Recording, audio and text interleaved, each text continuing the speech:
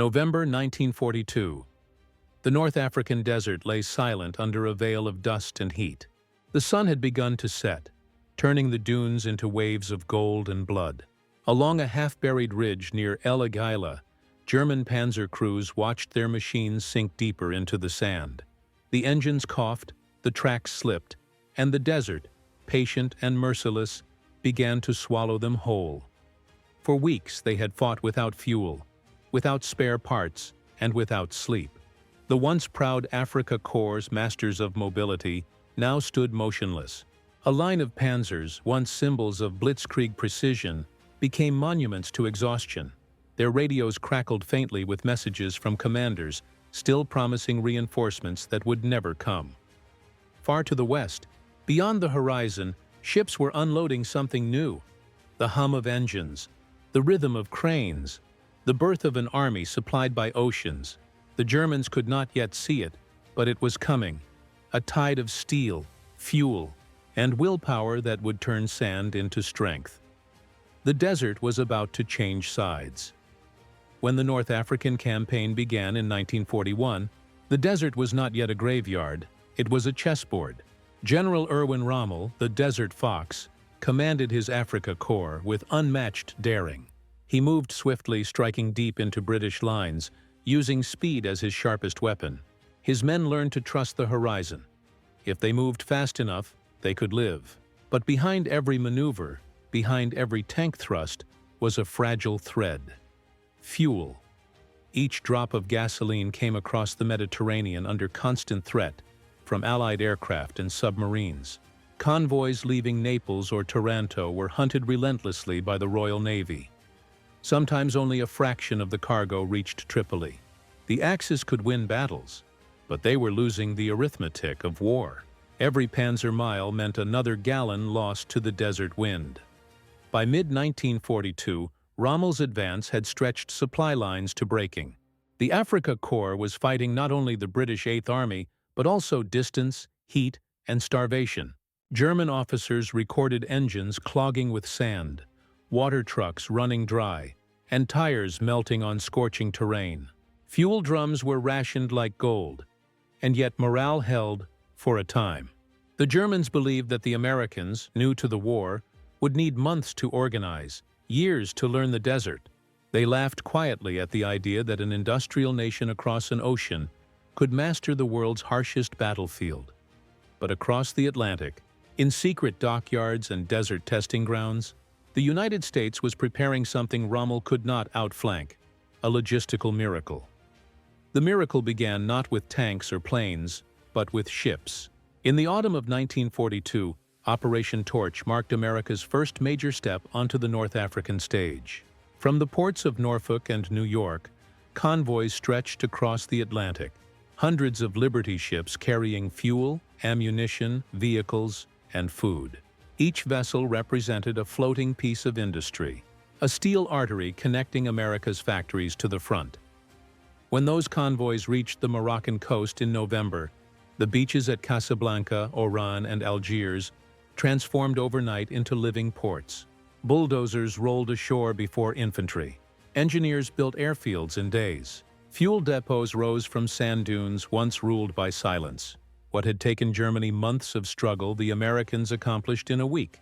Behind it stood men like General Dwight D. Eisenhower, who understood that victory in the desert would depend on supply, not surprise. The U.S. Army Quartermaster Corps, the Transportation Command, and the Navy's Seabees worked as one machine, delivering, repairing, and expanding. Within weeks, trucks painted with white stars stretched in unbroken lines toward Tunisia. The numbers astonished Allied observers. Over 850,000 troops landed by spring 1943, supported by nearly 500,000 tons of supplies. Each drum of gasoline, each can of corned beef, each spare tire became a weapon in itself. German prisoners later recalled their disbelief when they saw American depots stocked higher than any German city warehouse. To the Axis, the desert had been a place of attrition and endurance.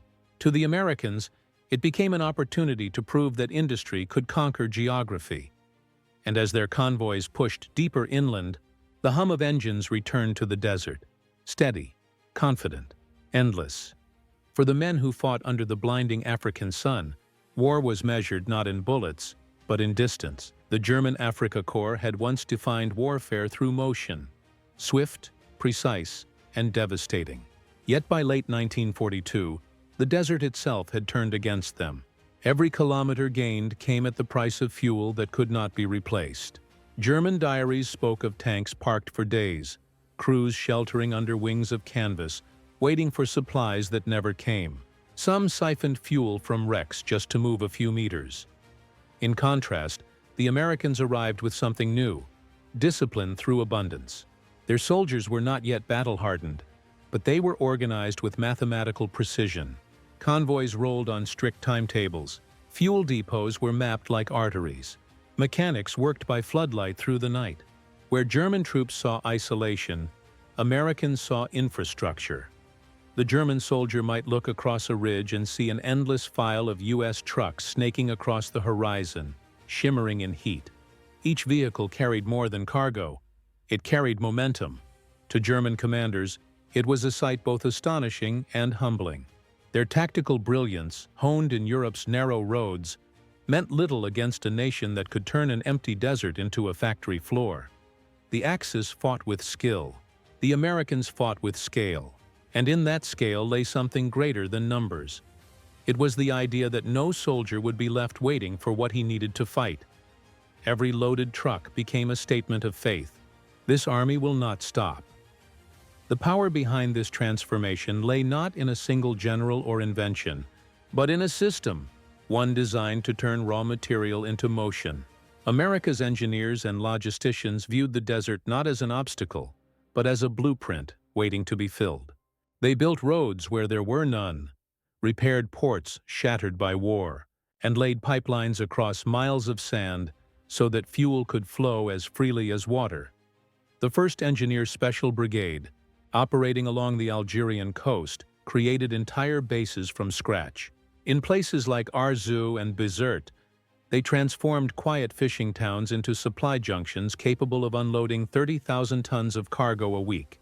Portable refineries processed fuel directly in the field. Workshops emerged beneath canvas roofs, where mechanics rebuilt engines using parts shipped from Detroit only days before. For the Germans, each passing week widened the gap. Their convoys still crossed treacherous seas, while the Americans turned every mile of desert into a logistical victory. German reports to Berlin warned of an enemy with endless resources, of columns that advanced even when battles paused. The symbol of this new power was the fuel can, the humble jerry can first perfected by Germany, now mass-produced and improved by the Americans.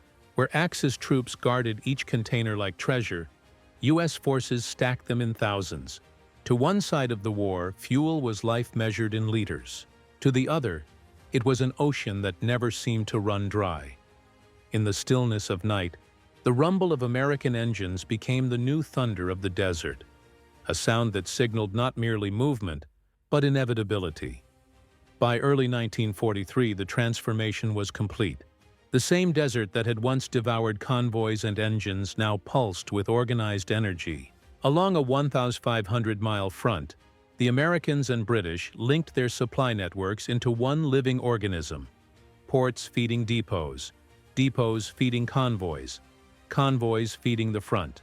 For the first time in the campaign, the Allies could choose when and where to strike. Rommel, still commanding what remained of the Afrika Korps, recognized the shift instantly. His reports to Berlin grew urgent, his tone edged with despair. "The enemy's strength grows each day," he warned. "They move as if the desert itself obeys them." His tanks sat idle, their crews rationing the last drums of fuel, while Allied forces rolled forward with convoys that stretched beyond the horizon. The sight was devastating. On February 19th, at the Kasserine Pass, the Americans endured their first real defeat of the campaign. But it was a defeat of inexperience, not of will. Within weeks, new shipments of equipment, food, and fuel poured into Tunisia. Trucks replaced losses overnight. Tanks destroyed in battle were rebuilt before the next engagement. German observers, accustomed to the slow rhythm of scarcity, could not comprehend an enemy that replaced destruction with abundance. Each dawn, the hum of engines spread across the dunes, hundreds of half-tracks, jeeps and supply lorries fanning outward like a tide. The sand carried their sound for miles, a deep mechanical heartbeat that announced the end of isolation. Axis intelligence estimated that the Allies were moving supplies at a rate 5 times greater than the Germans could manage, a number that defied comprehension in Berlin. The desert that had once buried Rommel's momentum now carried the Americans forward. From El Guitar to Gafsa, the pattern repeated. Wherever a road ended, engineers built another. The Germans, trapped by the very emptiness they had once mastered, began to see their war as unwinnable. By April 1943, the collapse was no longer a question of battle. It was arithmetic. Allied supply lines moved faster than any counterattack could form. American convoys, protected by air cover and radar-guided navigation, poured fuel and ammunition into the Tunisian front with clockwork precision. Every night, the glow of their headlights traced patterns across the dunes, a web of movement the Germans could neither stop nor match. Rommel's last reports from Africa read like eulogies. "The desert consumes us," he wrote. "Our engines sleep beneath the sand." German tank crews, once symbols of unstoppable advance, abandoned their machines as fuel ran dry. Some buried them halfway to keep the guns ready. Others simply walked away, leaving steel skeletons jutting from the earth. When the final Allied offensive surged in May, the outcome was already decided. It was not tanks or planes that broke the Axis. It was the unbroken rhythm of delivery, the unrelenting pulse of supply. The Americans had rebuilt an army overnight, and the desert itself, once Germany's ally, had chosen a new master. The sound of engines that once echoed despair now marked the dawn of victory. When the fighting finally ceased in May 1943, the North African campaign ended not with a single decisive battle, but with silence. Over 250,000 Axis soldiers, German and Italian alike, laid down their arms. Entire divisions surrendered, their equipment scattered and half buried in the sand. What had begun as a confident thrust toward the Nile had ended in captivity and disbelief. For the Allies, the numbers told their own story. The American supply chain had delivered more than 2 million tons of material to North Africa in 6 months. Fuel flowed without interruption. Food, ammunition, spare engines, all arrived faster than they could be consumed. It was a triumph of logistics so profound that even British officers, veterans of earlier desert campaigns, marveled at its precision. Captured German officers were equally astonished. Many spoke not of defeat in combat, but of defeat in endurance. One colonel reportedly told his interrogators, "We fought the enemy we could see, but it was the one we couldn't see who beat us. The ships, the trucks, the endless fuel cans." In post-war memoirs, former Afrika Korps officers recalled the moment they realized they were facing not just an army, but an industrial civilization in motion, a nation that had turned its factories into front lines. The desert, once defined by scarcity, had become the stage for abundance. As the smoke cleared over Tunisia, Allied commanders walked through fields littered with abandoned armor. American mechanics inspected captured panzers, many with full ammunition racks but empty fuel tanks. It was a strange kind of victory, one measured not by destruction but by exhaustion.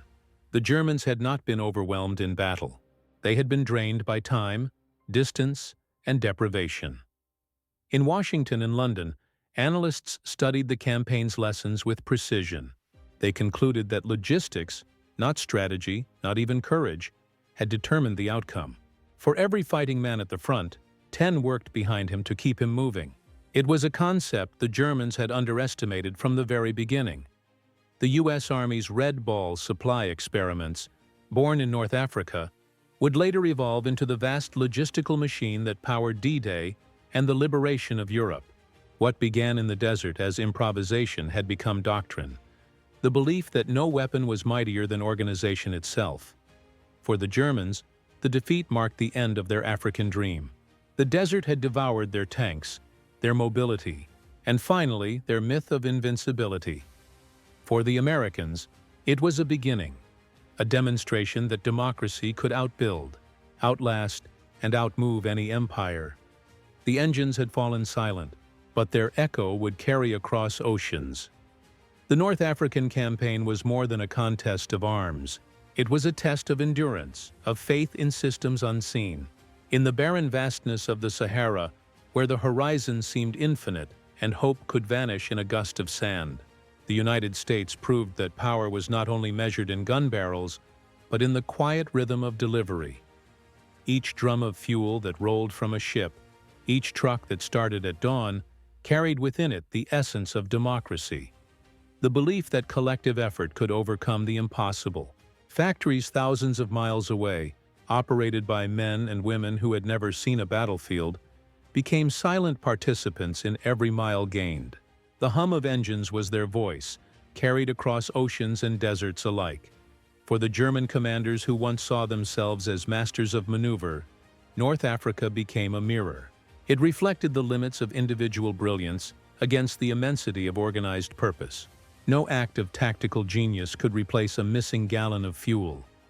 In the end, the desert kept its secrets, but changed its allegiance. What had once swallowed tanks now echoed with the endless pulse of American machinery. The campaign closed with a single truth, whispered across the dunes. Empires rise through conquest, but nations endure through supply. From that lesson, the Allied path to victory was set, not through the flash of guns, but through the steady, unwavering heartbeat of movement, coordination, and will. The desert had swallowed an army, but it revealed something far greater: the strength of a people who could turn scarcity into power and distance into destiny.